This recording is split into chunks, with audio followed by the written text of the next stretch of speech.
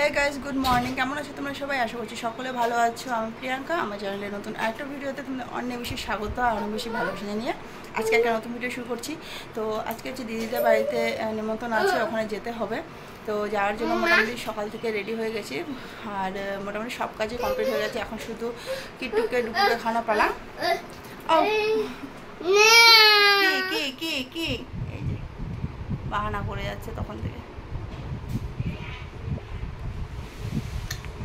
তো ওকে না দেখালে তো হয় না, কারণ হচ্ছে ও খুব ব্যস্ত দেখার জন্য, ওকে দেখাতেই হবে। ও দেখবে আমার কোলে বসে বসে দেখবে। কি কোথায় যাবা? ওটা নিবা না?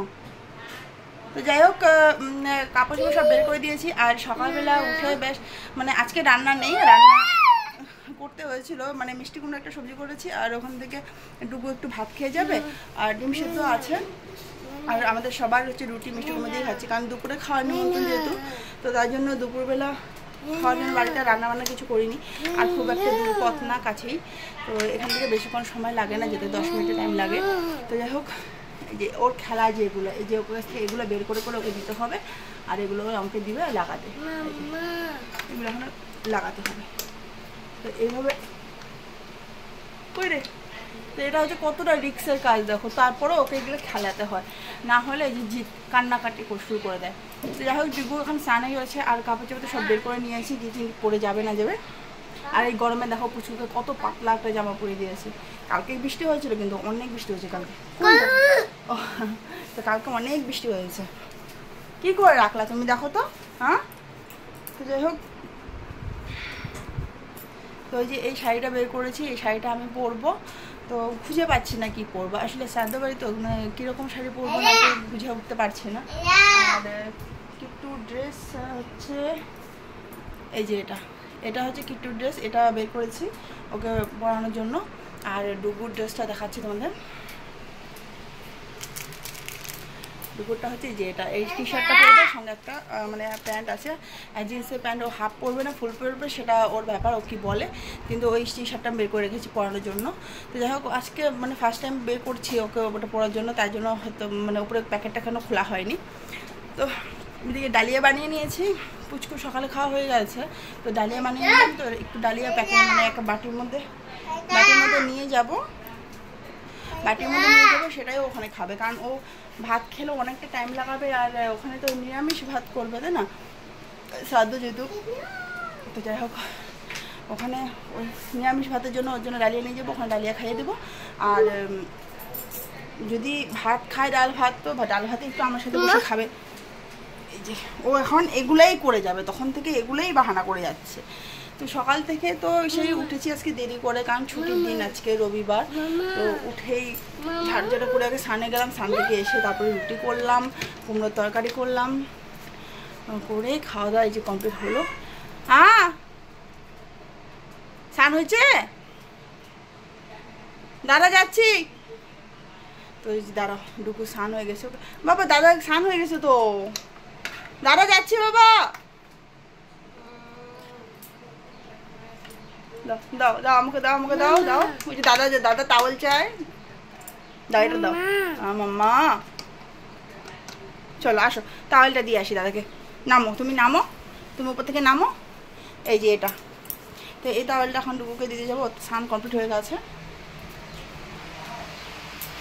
কমপ্লিট স্নান। নাও,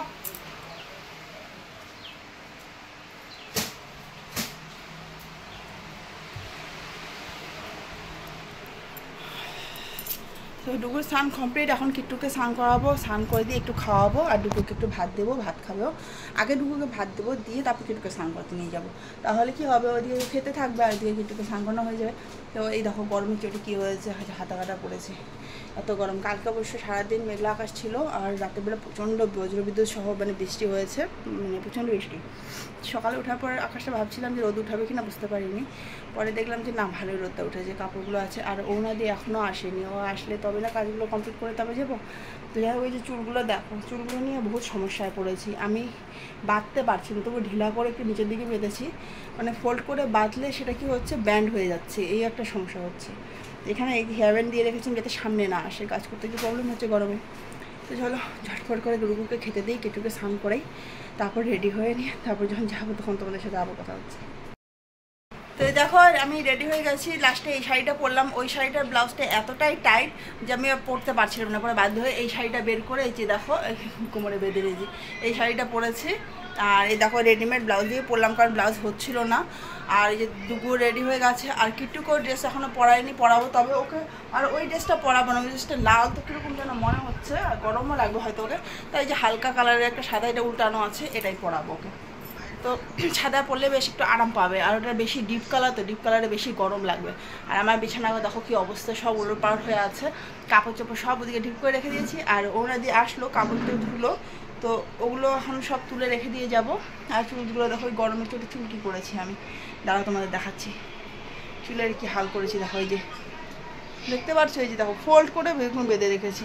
কি করব, এত গরমে না যাচ্ছে ছাড়া, না যাচ্ছে বাঁধা, বাঁধলে মানে খোপা করবো, খোপা হচ্ছে না, উপরে ওঠাবো, উপরে এদিকে বেরোচ্ছে ওদিকে বেরোচ্ছে, কারণ লেয়ার করা আছে, তো লেয়ার করলে এই পাশ থেকে বেরোচ্ছে। লাস্টে বাধ্য হয়ে এভাবে আমি করে রাখতে হলো। এভাবে যতটা গরম থেকে আরাম পাই, আর না হলে দেখা যাক পরে কী করা যায়, একটা ক্লিপ নিয়ে যাবো। যাই হোক লেট হচ্ছে, এখন বাজে 1:30, তো রুটি যা খেয়েছিলাম হজম হয়ে গেছে, দেখি খই মাখানো আছে, ভাবলাম যে একটু খই মাখানো খেয়ে নিই। তো খেয়ে দিয়ে তারপরে বেরোবো। দৌড়াচ্ছিস কেন? না দৌড়বো না, 10 টাকা দিতে দিই।